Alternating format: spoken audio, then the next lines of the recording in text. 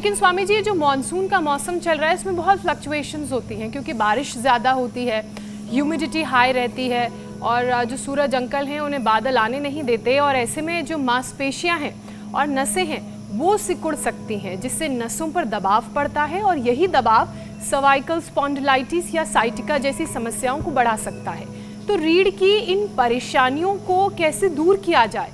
Spondylitis, ankylosing spondylitis, sciatica, इन सब का समाधान क्या है? ये cervical spondylitis, cervical frozen shoulder, fibromyalgia और तमाम तरह के वात रोग भी और ज़्यादा बढ़ते हैं। इसलिए अभी मैं उष्ट्रासन कर रहा था, जो उष्ट्रासन में न कर पाए, कम से कम ऐसे इतना कर लें। ये तो सब कर रहे हैं, कितना अच्छा है। इतना भी न कर पाए तो ऐसे कुर्सी पर पैर लटकाए बैठे हैं ना, तो सांस भर के ऐसे उठ जाए। इतना तो सभी कर सकते ना। ये बिल्कुल ईजी है, कुर्सी पर बैठ करके और ऐसे ऐसे ही करना है। इतना तो सभी कर सकते। उल्टे लेट करके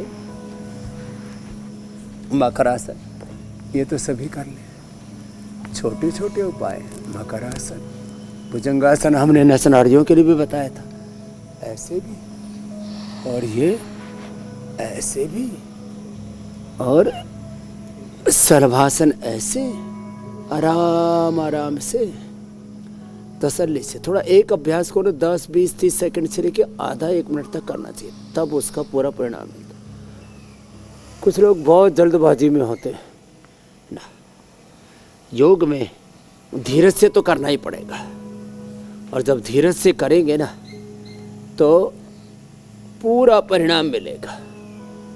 ऐसे धनुरासन में जो पूरा यूं खींच ना सके, वो कम से कम ऐसे कर ले, ऐसे कर ले, ऐसे कर लेंगे, इसमें भी पूरा फायदा हो जाएगा। ऐसे तो ये अभ्यास बहुत ही महत्वपूर्ण है। ऐसे और जो है फिर मंडूकासन तो रोज की दिनचर्या में हमने सम्मिलित ही कर दिया है। अब तो हमारे सब भाई बहन कम से कम मंडूकासन, पवन मुक्तासन, भुजंगासन, बरकटासन, इसको तो रोज की दिनचर्या में करने ही लग गए। वार्म अप के लिए थोड़ा ताड़ासन, तिर्यक ताड़ासन, कटचक्रासन, योगिक जोगिंग, सूर्य नमस्कार, और बैठ करके ये तो अभ्यास, ये तो बड़े अप्रतिम है। ऐसे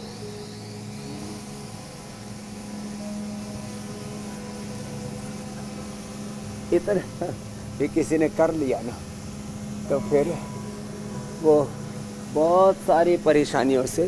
तो स्वामी जी, अब जो योगाभ्यास कर सकते हैं उनके लिए योगाभ्यास है, और जो योगाभ्यास नहीं कर सकते उनके लिए 100 मर्जों का एक इलाज प्राणायाम है। तो स्वामी जी, प्राणायाम में कौन कौन से प्राणायाम कितनी देर करें जिससे नस नाड़ियां मजबूत रहें? भस्त्रिका 5 मिनट,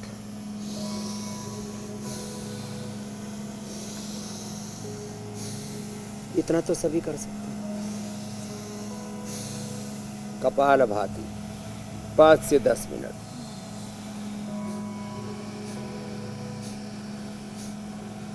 अनुलोम विलोम 5 से 10 मिनट। जिनकी कफ प्रकृति है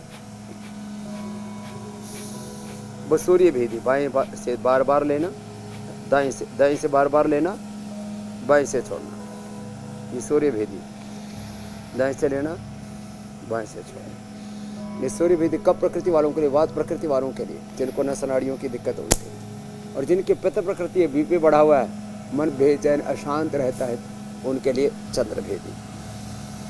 बाएं से लेना, दाएं से छोड़ना।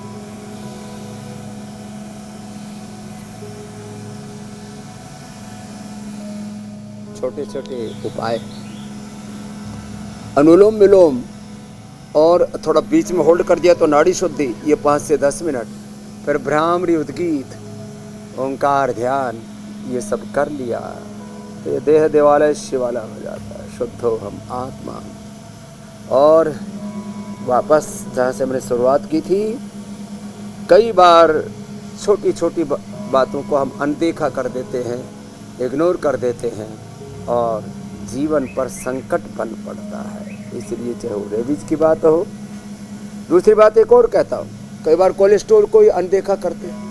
पता लगा अचानक ब्रेन स्ट्रोक, हार्ट अटैक हुआ किसी को, किसी भी प्रकार का, खास करके कोरोना और अलग अलग प्रकार की वैक्सीन जिन्होंने ली है उनके भी ब्रेन क्लॉट्स और हार्ट के अंदर ब्लॉकेज होने की संभावना है। इसलिए अर्जुन की छाल, दालचीनी, रोज प्राणायाम या लहसुन का प्रयोग, ऐसे छोटे छोटे उपाय जरूर कर लिया करें। जिन्होंने भी वैक्सीनेशन कराया, गोधन अर्क और थोड़ा सा जो है उसके अंदर हनी मिला करके अथवा अर्जुन की छाल, दालचीनी का प्रयोग अवश्य करें। और जिनको बार बार कोलेस्ट्रॉल बढ़ने की संभावना रहती है तो थोड़े दिन लिपिडोमी ले लें तो उससे भी मुक्ति हो जाएगी। और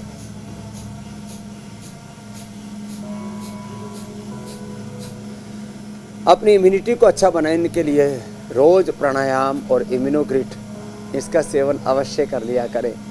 और जितना हो सके back to basic, back to nature, natural चीज़ों की ओर लौटे। घी, दूध, दही, छाछ, नेचुरल ऑयल और मिलेट्स, इसका इस्तेमाल किया करें। अब स्वामी जी, नस नाड़ियों की ताकत के लिए तो हमने आपसे 2 बार से ज़्यादा भोजन ना करें। प्राणायाम और खान पान में क्या बदलना है, क्या क्या लेना है, उसकी तो सलाह ले ली।